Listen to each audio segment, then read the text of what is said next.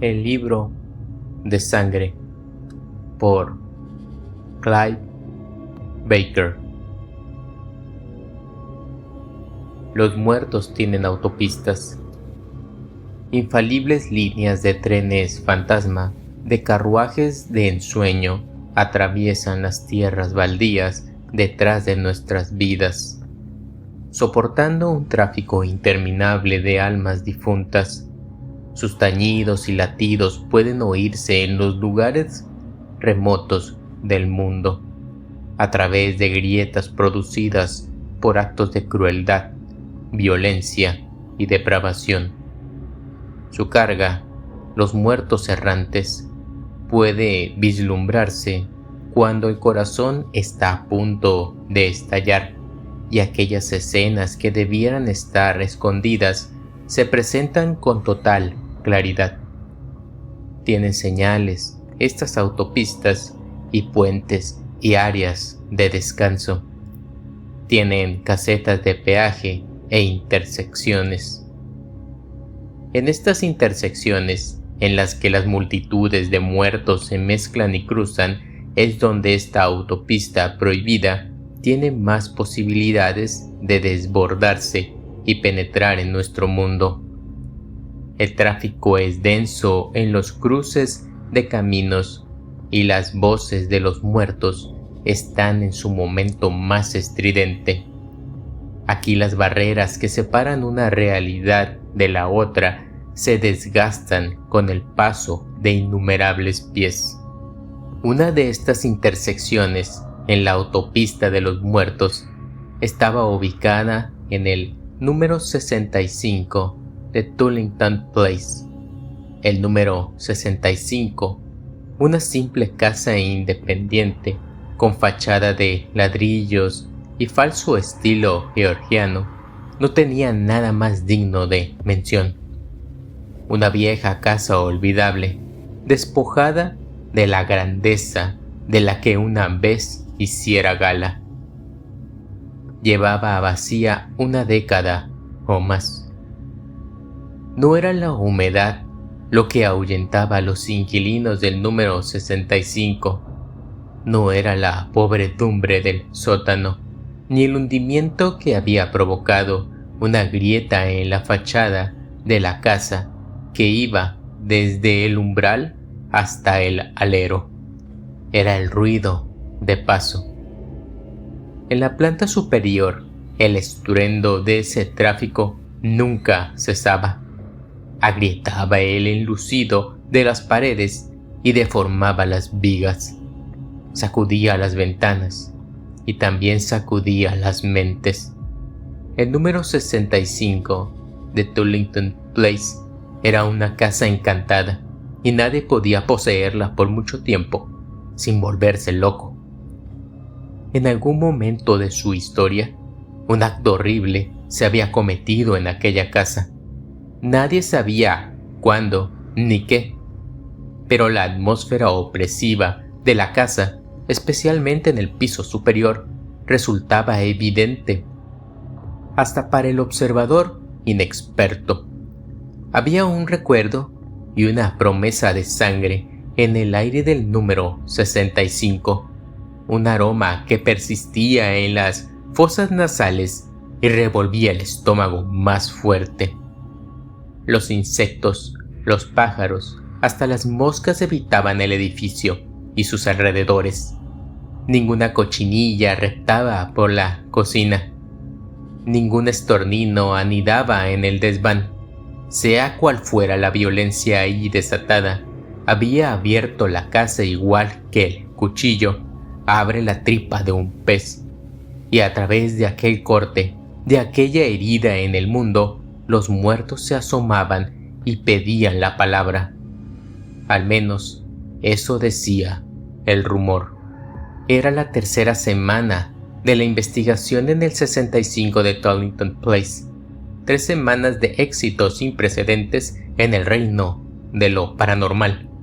Con un recién llegado al negocio como medium, un chico de 20 años llamado Simon McNeil, la unidad de parapsicología de la Universidad de Essex había grabado pruebas prácticamente incontrovertibles de vida después de la muerte. En la habitación más alta de la casa, un pasillo claustrofóbico que se suponía era una habitación, el chico McNeil parecía haber convocado a los muertos y, a petición suya, ellos habían dejado copiosas muestras de su visita, escritos de centenares de manos distintas sobre las paredes color ocre pálido. Escribían, según parecía, lo primero que se les venía a la cabeza. Sus nombres, por supuesto, y fechas de nacimiento y defunción, fragmentos de recuerdos y buenos deseos para sus descendientes vivos, extrañas frases elípticas que insinuaban los tormentos que padecían y lamentaban sus gozos perdidos. Algunas manos eran robustas y feas, otras delicadas y femeninas.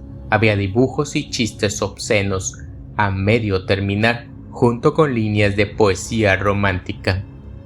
Una rosa mal dibujada, un juego de 3 en raya, una lista de la compra. Gente famosa había llegado hasta aquel muro de las lamentaciones.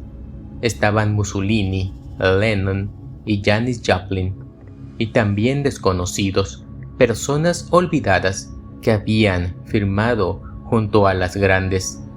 Era la lista de clase de los muertos, y crecía día tras día, como si la voz se corriera entre las tribus perdidas y las sedujera a salir de su silencio para señalar aquella habitación desolada con su sagrada presencia. Tras toda una vida de trabajo en el campo de la investigación psíquica, la doctora Florescu estaba muy acostumbrada a la dura realidad del fracaso. Casi resultaba cómodo arroparse en la certeza de que las pruebas nunca se manifestarían. Ahora, enfrentada a un éxito súbito y espectacular, se sentía eufórica y confusa a la vez. Estaba sentada, como lo había estado durante 3 semanas increíbles, en la habitación principal de la planta intermedia, un tramo de escaleras por debajo de la habitación de la escritura, y escuchaba el clamor de ruidos que llegaban de arriba con una especie de temor reverencial, casi incapaz de creer que se le permitiera estar presente en aquel milagro. Ya había observado pistas antes, indicios tentadores de voces de otro mundo, pero esta era la primera vez que aquella esfera había insistido en ser oída. En la planta alta, los ruidos cesaron. Mary miró su reloj. Eran las 6:15 de la tarde. Por alguna razón que sus visitantes conocerían mejor que ella, el contacto nunca se alargaba mucho más tarde de las 6. Esperaría hasta las 6:30 y luego subiría. ¿Qué habría sido hoy? ¿Quién habría llegado hasta aquella pequeña habitación sórdida para dejar su marca? ¿Quieres que prepare las cámaras?, le preguntó Reg Fuller, su ayudante. Por favor, murmuró ella, distraída por la expectación. ¿Te preguntas lo que encontraremos hoy? Le daremos 10 minutos. Claro. Arriba, McNeil se derrumbó en la esquina de la habitación y observó el sol de octubre a través de la ventana diminuta. Se sentía un poco encerrado, solo en aquel maldito lugar, pero a pesar de ello, sonrió para sí. Aquella sonrisa triste y beatífica que derretía hasta el corazón más académico, especialmente el de la doctora Florescu. Oh sí, la mujer estaba prendada de su sonrisa, de sus ojos, de la mirada perdida que interpretaba para ella. Era un buen juego. De hecho, al principio, eso era lo que había sido, un juego. Ahora Simon sabía que las apuestas habían subido. Lo que había comenzado como una especie de test detector de mentiras se había convertido en una competición muy seria. McNeil contra la verdad. La verdad era simple. Él era un fraude. Escribía todos sus mensajes de fantasmas en la pared con pequeños fragmentos de mina que escondía bajo la lengua. Daba golpes, se movía y gritaba sin más provocación que la simple travesura del asunto. Y los nombres desconocidos que escribía, se reía con solo pensarlo. Los nombres que encontraba en las guías telefónicas. Sí, la verdad es que era un buen juego. Ella le había prometido mucho, lo había tentado con la fama, animando cada mentira que él inventaba, promesas de riquezas, de apariciones aplaudidas en la televisión, de una adulación que él nunca había conocido antes. Siempre que aparecieran los fantasmas, sonrió de nuevo con aquella sonrisa. Ella lo llamaba su intermediario, el inocente portador de los mensajes. Pronto subiría a las escaleras, detendría la mirada sobre su cuerpo, con la voz cercana a las lágrimas, por la patética emoción de encontrar otra serie más de nombres y tonterías garabateados. A él le gustaba que ella lo observara desnudo, o casi desnudo. Durante toda la sesión se quedaba solo en calzoncillos, para que vieran que no escondían ningún instrumento. Una preocupación ridícula. Todo lo que necesitaba eran las minas bajo la lengua y suficiente energía para lanzarse de un lado a otro de la habitación durante media hora mientras se desgañitaba. Estaba sudando. El surco del esternón brillaba de sudor y tenía el pelo pegado a la pálida frente. Había trabajado duro. Estaba deseando salir de la habitación, remojarse un poco y disfrutar de un rato de admiración. El intermediario se metió la mano en los calzoncillos y jugó consigo mismo, distraídamente. En alguna parte de la habitación, una mosca, o quizá más de una, se había quedado atrapada. Ya había pasado la época de las moscas, pero las podía oír cerca. Zumbaban, inquietas contra la ventana o alrededor de la bombilla. Podía oír sus pequeñas voces de mosca, pero no las cuestionó. Estaba demasiado absorto en sus pensamientos sobre el juego y en el simple placer de acariciarse. ¿Cómo zumbaban? Aquellas inofensivas voces de insecto zumbaban y cantaban y se quejaban. ¿Cómo se quejaban? Mary Florescu tamborileaba con los dedos sobre la mesa. Su anillo de boda estaba un poco suelto. Sentía cómo se movía al ritmo de sus golpecitos. Algunos días le apretaba y otros se soltaba. Uno de aquellos pequeños misterios de la vida que nunca había analizado a fondo, sino que simplemente aceptaba. De hecho, en aquellos momentos estaba muy suelto, casi a punto de caerse. Pensó en la cara de Alan, la querida cara de Alan. Pensó en ella a través de un agujero hecho por su anillo de boda, como si estuviera al final de un túnel. ¿Habría sido así su muerte? Avanzar cada vez más por un túnel que descendía hasta la oscuridad. Empujó más el anillo hacia su mano, a través de las puntas de sus dedos índice y pulgar. Parecía casi saborear el gusto acre del metal al tocarlo. Era una sensación curiosa, una ilusión de algún tipo. Para librarse de la amargura pensó en el chico. Su cara se le apareció con facilidad, con mucha facilidad, abriéndosele paso en la conciencia con su sonrisa y su físico corriente, todavía afeminado, casi como una chica. La redondez de su cuerpo, la dulce claridad de su piel, la inocencia. Todavía tenía los dedos sobre el anillo y la agrura que había sentido antes creció. Miró hacia arriba. Fuller estaba organizando el equipo. Alrededor de la calvicie incipiente de su cabeza relucía y serpenteaba un nimbo de pálida luz verde. De repente se sintió mareada. Fuller no vio ni oyó nada. Tenía la cabeza inclinada sobre su trabajo, absorto. Mary lo observaba con atención. Miraba el halo sobre él. Sentía cómo se despertaban nuevas sensaciones dentro de ella, a través de ella. El aire parecía estar repentinamente vivo. Las mismas moléculas de oxígeno, hidrógeno, nitrógeno chocaban contra ella en un íntimo abrazo. El nimbo sobre la cabeza de Fuller se estaba extendiendo y encontraba un resplandor semejante en todos los objetos de la habitación. El sentido antinatural de las puntas de los dedos también se estaba extendiendo. Podía ver el color de su respiración al exhalarla, un destello naranja rosado en el aire burbujeante. Podía oír con toda claridad la voz del escritorio tras el que se sentaba, el bajo quejido de su presencia sólida. El mundo se estaba abriendo. Llevaba los sentidos de Mary hasta el éxtasis. Los halagaba para abrirlos a una salvaje confusión de funciones.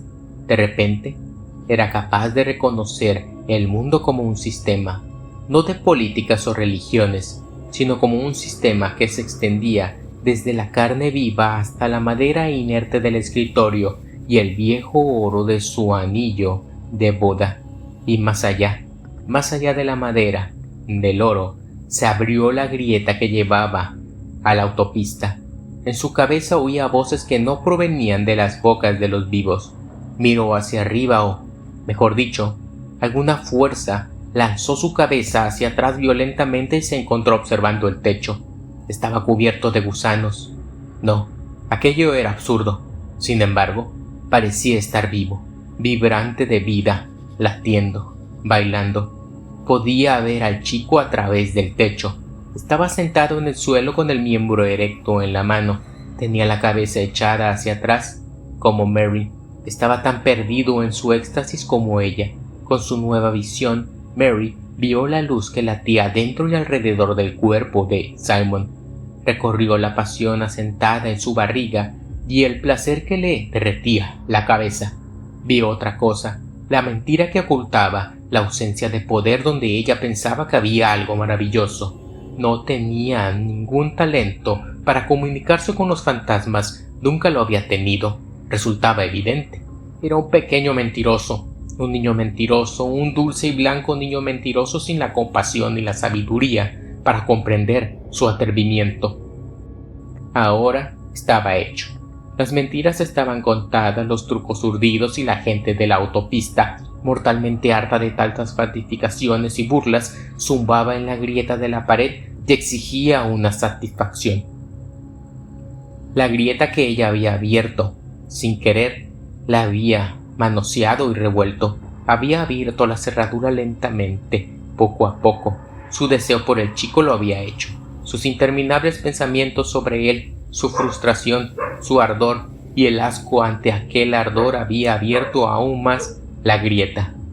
De todos los poderes capaces de hacer que el sistema se manifestara, el amor y su compañera, la pasión, y su compañera, la pérdida, eran los más potentes. Y ahí estaba ella, la personificación de las tres cosas, amando y deseando, y reconociendo sin lugar a dudas la imposibilidad de las dos primeras, envuelta en una agonía de sentimientos que se había negado a sí misma, intentando creer que solo amaba al chico como su intermediario. No era cierto, lo deseaba ahora muy dentro de ella, salvo que ya era demasiado tarde. El tráfico no podía seguir parado. Exigía acceso al pequeño embustero. Ella no podía evitarlo. Solo pudo murmurar un grito de terror sofocado al ver cómo se abría la autopista ante ella y comprender que no se encontraba ante una intersección cualquiera. Fuller oyó el sonido. «Doctora», levantó la vista de sus preparativos y su cara, bañada en una luz azul que Mary podía ver por el rabillo del ojo, tenía una expresión interrogativa. «¿Ha dicho algo?», le preguntó. Ella pensó, con un nudo en el estómago, en cómo acabaría todo. Veía claramente las caras etéreas de los muertos frente a ella. Podía ver la profundidad de su sufrimiento y simpatizar con sus ansias de ser escuchados. Supo con certeza que las autopistas que se cruzaban en Tollington Place no eran unas carreteras cualesquiera. No estaba observando el tráfico feliz y despreocupado de los muertos normales. No, aquella casa se abría a una ruta por la que solo andaban las víctimas y los autores de la violencia, los hombres, mujeres y niños que habían muerto tras sufrir todo el dolor que los nervios tienen valor para soportar. Con las mentes marcadas por las circunstancias de sus muertes, elocuentes más allá de las palabras, sus ojos hablaban de agonía. Sus cuerpos fantasmales todavía mostraban las heridas que los habían asesinado. También podía ver, mezclados libremente entre los inocentes a sus asesinos y torturadores, aquellos monstruos carniceros enloquecidos de mentes podridas. Se asomaban al mundo, criaturas incomparables, incalificables, milagros prohibidos de nuestra especie que charlaban y aullaban sus barboteos sin sentido. En aquel momento, el chico del piso superior lo sintió. Ella lo vio moverse un poco en la habitación silenciosa, darse cuenta de que las voces que escuchaba no eran voces de mosca, los lamentos no eran lamentos de insecto. De repente, era consciente de que había vivido en un diminuto rincón del mundo, y de que el resto de aquel mundo, el tercer, cuarto y quinto mundo, presionaba su espalda recostada, hambriento e irrevocable. La visión de su pánico era también un olor y un sabor para ella. Sí, estaba saboreando al chico como siempre había deseado, pero no era un beso que uniera sus sentidos, era un pánico creciente. La llenaba, su empatía era total. La mirada de horror era tanto del chico como de ella. Sus gargantas secas carraspearon la misma palabra. Por favor. ¿Qué aprende el pequeño niño? Por favor.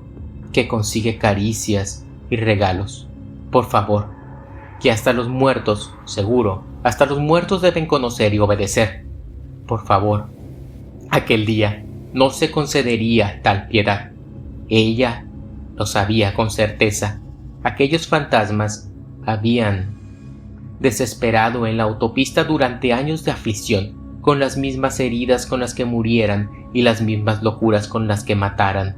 Habían aguantado la frivolidad y la insolencia del chico, sus idioteces, las invenciones que había convertido en un juego. Todos sus sufrimientos querían contar la verdad. Fuller la miraba con más atención mientras su cara nadaba, ahora, en un mar de palpitante luz naranja.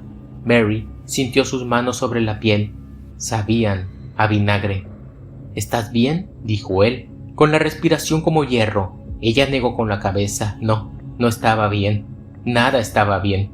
La grieta se ensanchaba a cada segundo. A través de ella Mary podía ver otro cielo, el firmamento color pizarra que se cernía sobre la autopista. Aplastaba la simple realidad de la casa. Por favor, repitió ella, mientras volvía los ojos hacia la desdibujada sustancia del techo. Se ensanchaba, se ensanchaba. El frágil mundo que habitaba se había estirado hasta el límite de su resistencia. De repente, se rompió como una presa y las aguas negras escaparon e inundaron la habitación. Fuller sabía que había algo fuera de lugar. Se veía en el color de su aura el miedo súbito, pero no comprendía lo que estaba pasando. Mary sintió como la espina dorsal del hombre se estremecía. Podía ver el torbellino de su cerebro. «¿Qué está pasando?», dijo. Lo patético de la pregunta casi la hace reír. Arriba, la jarra de agua de la habitación de la escritura estalló en pedazos. Fuller soltó a Mary y corrió hacia la puerta. Esta comenzó a agitarse y temblar conforme Fuller se acercaba, como si todos los habitantes del infierno la aporrearan desde el otro lado. El pomo giraba, giraba y giraba. La pintura se ampollaba, la llave brillaba al rojo vivo.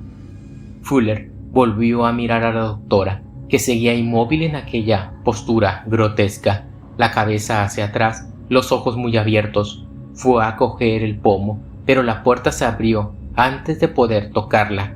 El vestíbulo tras ella había desaparecido por completo. Donde antes estuviera el familiar interior, el paisaje de la autopista se extendía hasta el horizonte. La visión mató a Fuller al instante. Su mente no tenía fuerza para aceptar el panorama. No podía controlar la sobrecarga que corría por cada uno de sus nervios. Se le paró el corazón.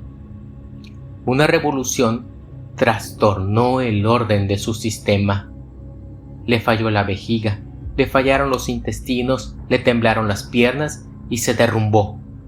Mientras caía al suelo, la cara se le empezó a ampollar como la puerta y su cadáver a agitarse como el pomo. Ya era materia inerte, tan buena para aquel ultraje como la madera o el acero. En algún punto del este, su alma se incorporó a la autopista, herida en su camino hacia la intersección donde acababa de morir. Mary Florescu sabía que estaba sola. Sobre ella, el chico maravilloso, su niño bello y embustero, se retorcía y chillaba al contacto de las manos vengativas de los muertos sobre su fresca piel.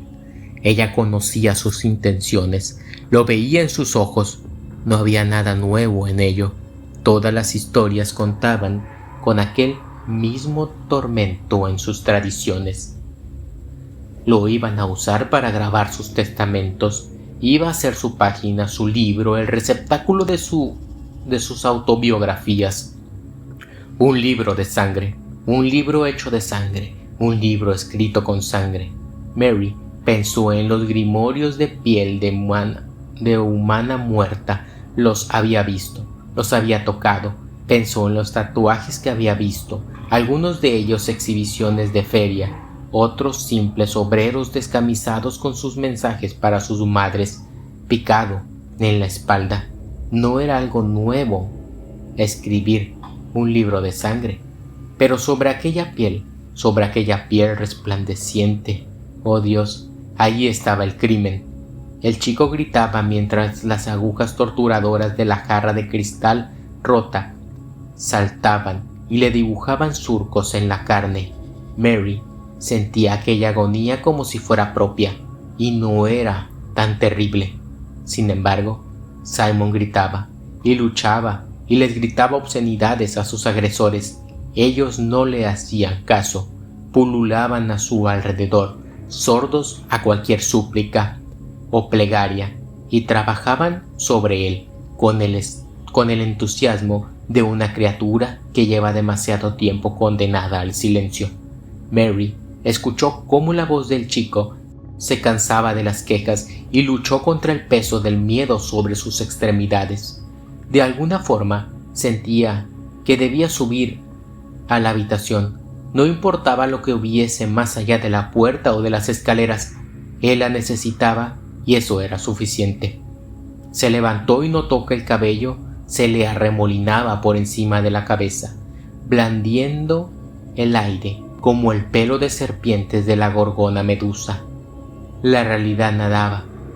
Casi no quedaba suelo que ver debajo de los pies. Las tablas de la casa eran de madera fantasma y, más allá de ellas, una oscuridad hirviente bramaba y la acechaba. Miró la puerta sin dejar de sentir en todo momento un letargo muy difícil de combatir. Estaba claro que no querían que subiera allí. Quizá, pensó, puede que hasta me teman un poco. La idea le dio fuerzas. ¿Por qué iban a intentar intimidarla si no fuera porque su mera presencia, al haber abierto aquel agujero en el mundo, resultaba ahora una amenaza para ellos? La puerta ampollada estaba abierta. Tras ella, la realidad de la casa había sucumbido completamente al clamoroso caos de la autopista. Ella entró, concentrada en la forma en que sus pies seguían tocando suelo firme aunque sus ojos no pudieran ya verlo. El cielo sobre ella era azul Prusia. La autopista era ancha y ventosa.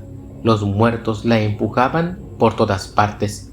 Luchó por abrirse paso entre ellos como si estuviera en medio de una multitud de personas vivas, mientras sus caras boquiabiertas e idiotas la miraban y la odiaban por su invasión. Él, por favor, había desaparecido. Ahora no decía nada. Se limitaba a apretar los dientes y entrecerrar los ojos ante la autopista, a dar patadas hacia adelante para encontrar la realidad de las escaleras que ella sabía seguían allí. Tropezó al tocarlas y un aullido surgió de la multitud. No sabía si se reían de su torpeza o se gritaban una advertencia al ver que había llegado tan lejos. Primer escalón, segundo escalón, tercer escalón. Aunque tiraban de ella por todas partes, estaba ganándole la partida a la multitud.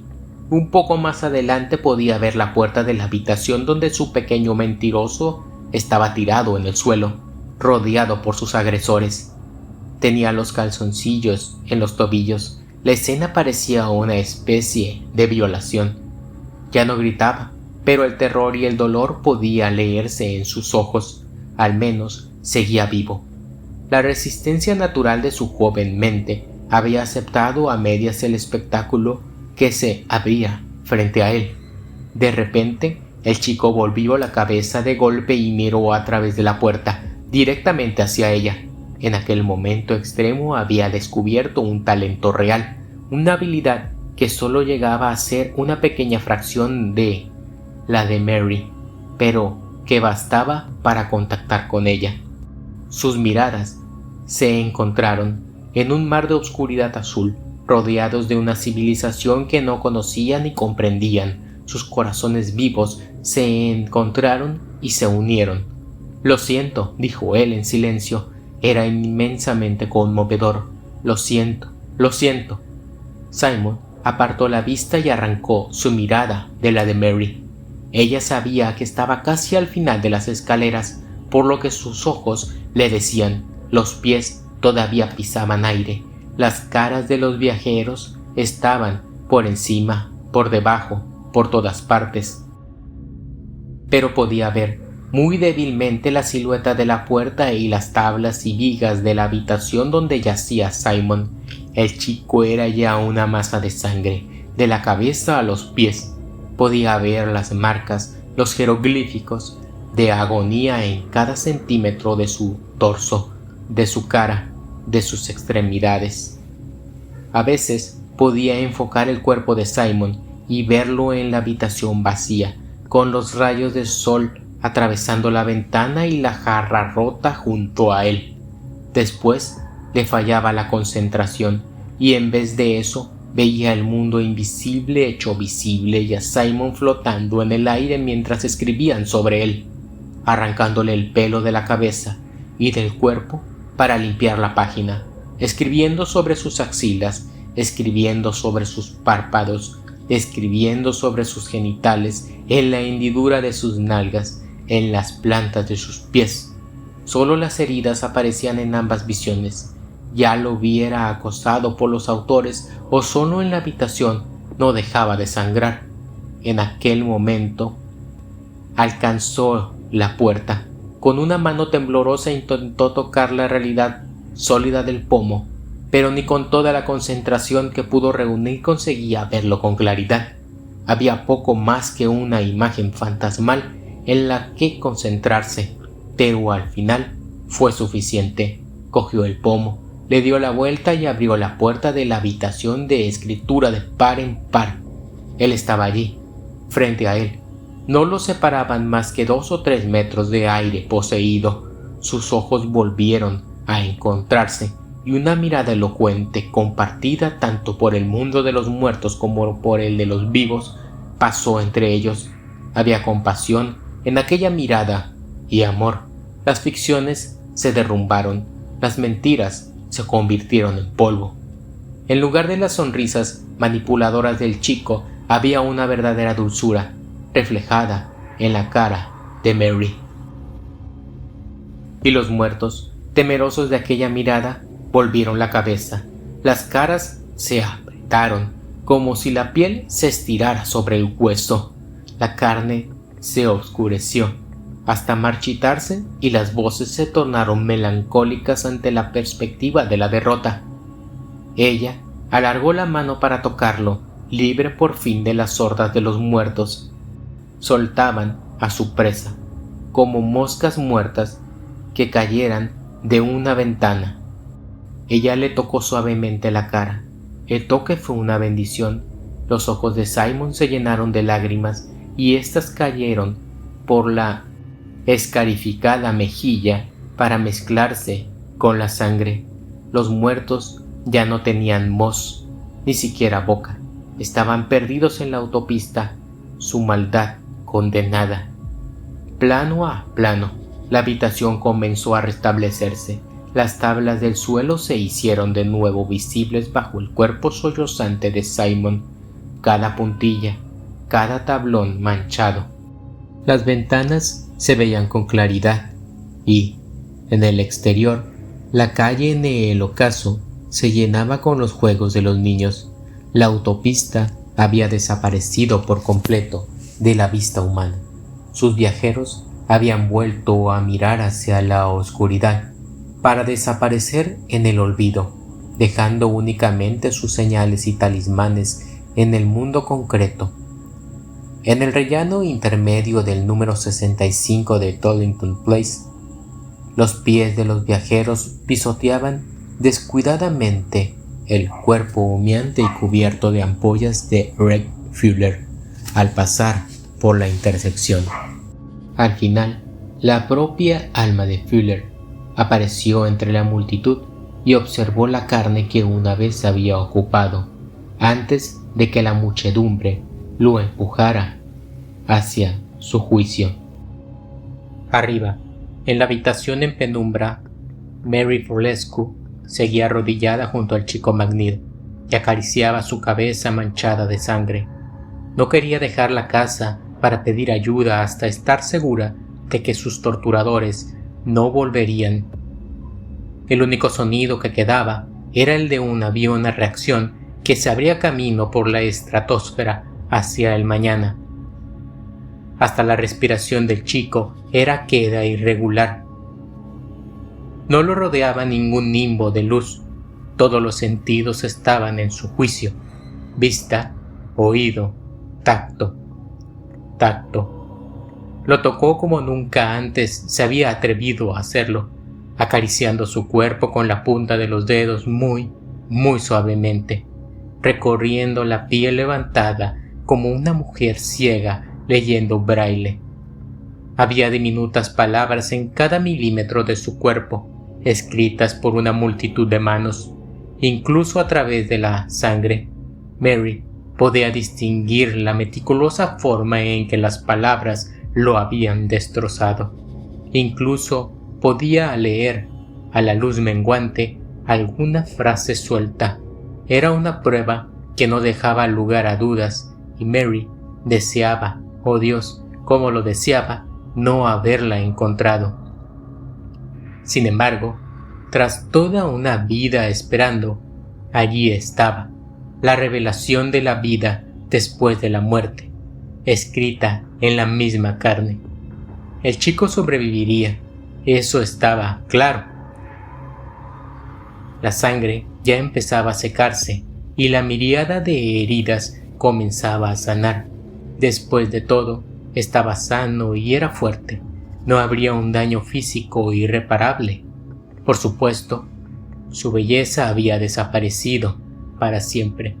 Desde aquel momento, y en el mejor de los casos, sería objeto de curiosidad, en el peor, de repugnancia y horror. Pero ella lo protegería, y él aprendería, con el tiempo, cómo conocerla y confiar en ella. Sus corazones estaban unidos de modo inextricable. Y después de un tiempo, cuando las palabras de su cuerpo se convertían en costras y cicatrices, ella lo leería. Trazaría, con un amor y paciencia infinitos, las historias que los muertos le habían contado.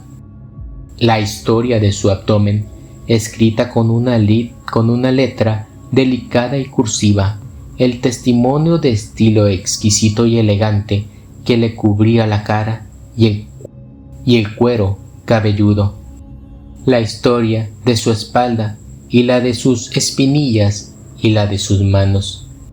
Las leería todas e informaría de todas, de cada sílaba que brillaba y rezumaba bajo sus cariñosos dedos, para que el mundo conociera las historias que contaban los muertos.